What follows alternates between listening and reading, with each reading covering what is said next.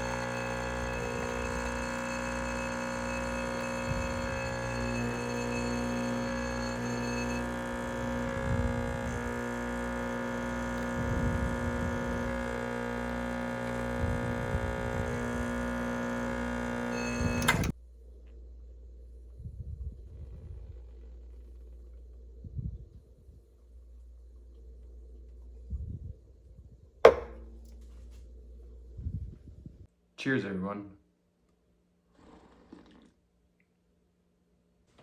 Okay, so let's get started with The Lord of the Rings.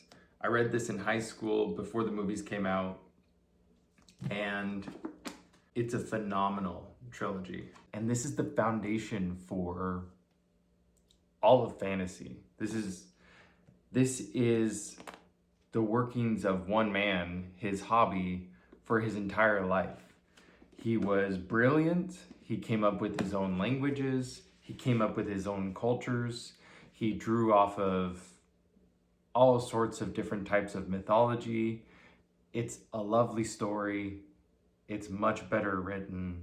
There's one passage in here, in the very beginning of the book, in the first 60 pages, where Frodo expresses regret and says that it's a pity that Gollum wasn't killed, that Bilbo didn't kill Gollum. Gollum is this little evil creature in the books. And Gandalf the Grey, the wizard, he says, "Deserves it, I dare say he does. Many that live deserve death, and some that die deserve life. Can you give it to them? Then do not be so eager to deal out death and judgment.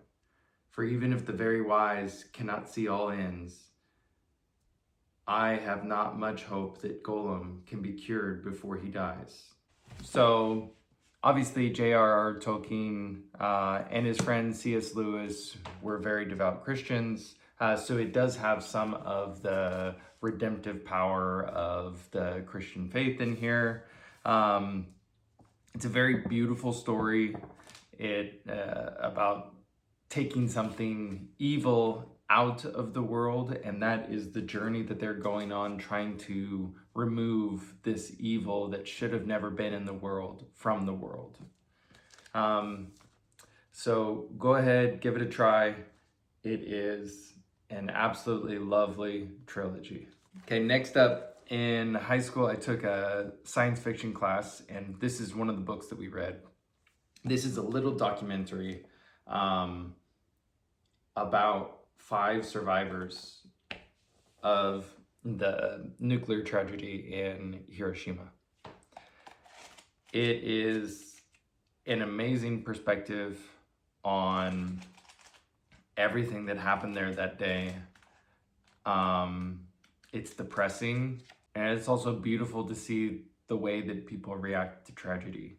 In this day where nuclear weapons are everywhere, I think that this is a must read. This is another book that I read in that class, The Lathe of Heaven. Ursula K. Le Guin is an amazing author. She has a plethora of works.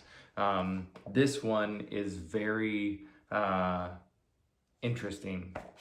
The background on it is that the main character in this, he's having dreams that affect the real world, and he's scared about the fact that he's affecting the real world with his dreams, so he's trying to suppress his dreams. So there's a lot of interesting things in here. It's a very short read, 150 pages roughly, and she has a quote at the beginning of each chapter. At the beginning of the first chapter, the quote is from Zhangzi. Confucius and you are both dreams, and I who say you are dreams am a dream myself. This is a paradox. Tomorrow a wise man may explain it. That tomorrow will not be for 10,000 generations. Ursula K. Le Guin beautifully blends Western and Eastern influences. So if you want to pick up an author that can bring a different perspective to you, Ursula K. Le Guin is amazing. Okay, the next book is the Bible. A huge book,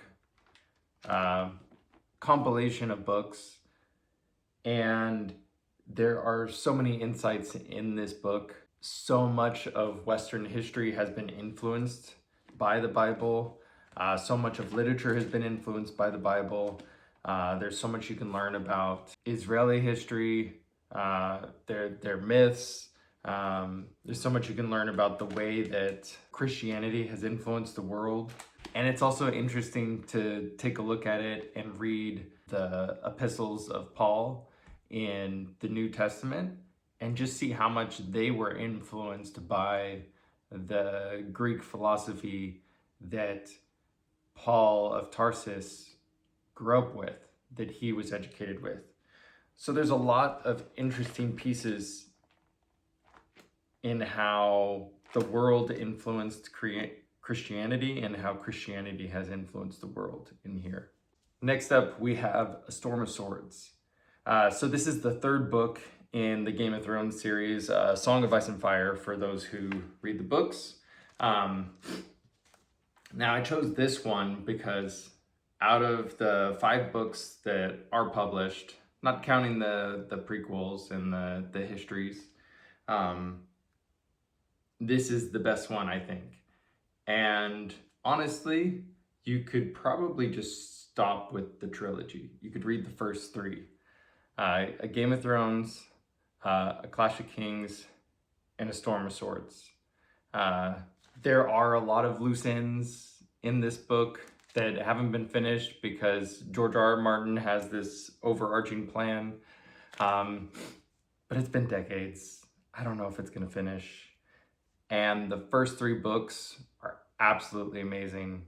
A Feast for Crows and Dance with Dragons, it's like, there's cool things in it, but it's like a little windy and the pacing's off. The first 3 books, the pacing is on point, the prose is on point. Everything about these first 3 books is absolutely amazing.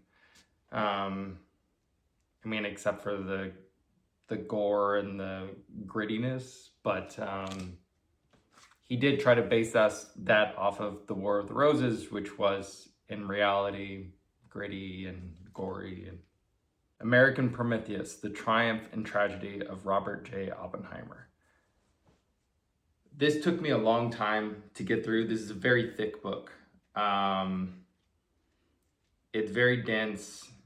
It's 600 pages, but the print is very small.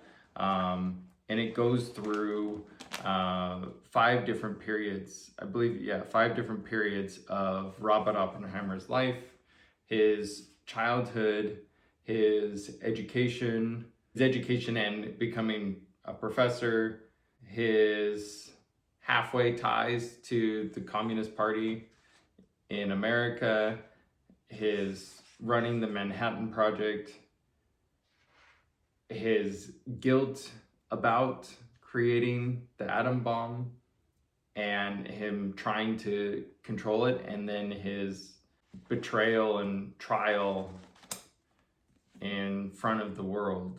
This is such a fascinating story. It was just made into a movie by Christopher Nolan, and this was the source material for that.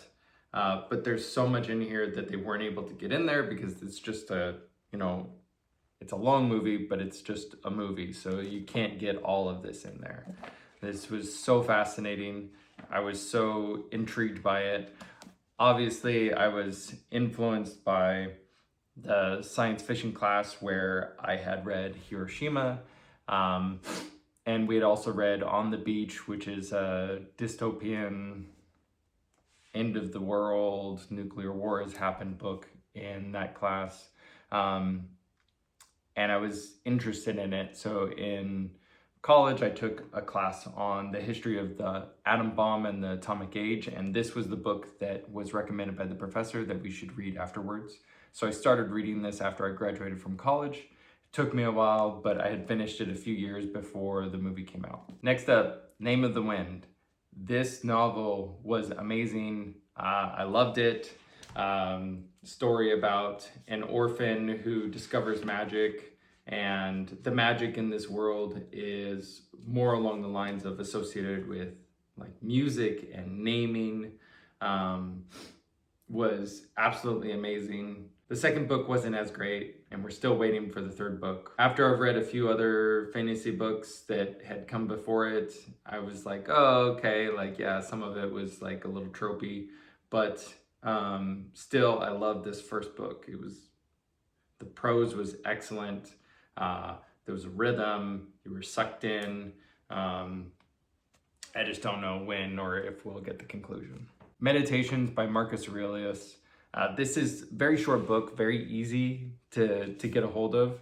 This is an annotated version, and it's still less than 300 pages. You can get smaller versions that are just Marcus Aurelius's notes. He was a student of philosophy. Specifically, he's associated with Stoic philosophy, but I think that he would say that he was just a student of philosophy in general. It's beautiful. It's him sitting down, writing little notes to himself.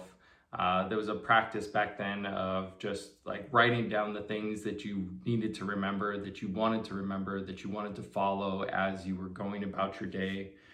And there's a lot of wisdom in here. Some of the stuff is antiquated, but then there's a lot of nuggets in here where if you can get it, you can meditate on a few of the different passages that make a lot of sense to you, that mean a lot to you. It can drastically improve your life.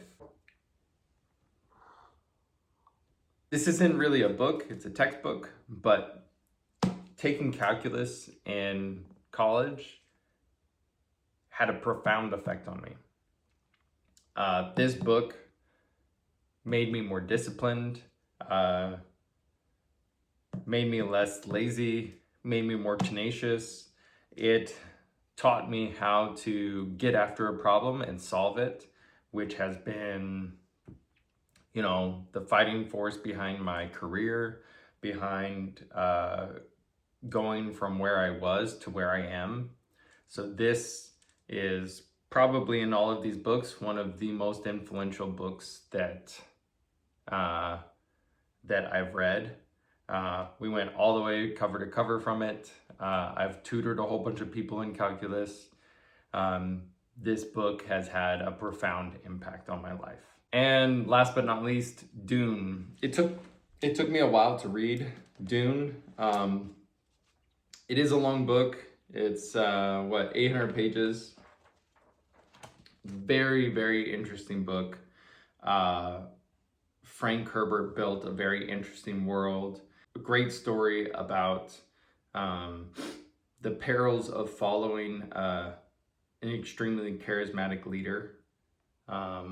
Obviously, there's the new movies, which are also amazing. They don't necessarily carry all of the nuance of the written word that comes with the book. And I know that they're going to try to adapt Dune Messiah, which also, to be frank, this book, which was adapted into like the two movies, it was like the first part of the book was the first movie, the second part of the book was the second movie. This was also released originally as a novel, and everyone thought that the hero was the hero, even though he was sort of slightly the villain. And that's when Frank Herbert released the second book in order to correct it and be like, hey, no, actually, like, he is a bad guy. There's still a lot of confusion about that, but lovely story, very complex characters, very complex situations, and excellent world building. So this is also an absolutely fantastic book. So there you have it, 10 books that have had amazing impact on my life. Not necessarily the best books or a top 10 of books in general, but books that I've really enjoyed. So there you have it, 10 books that have had a profound impact on my life. Have a great day, everyone. Enjoy your coffee.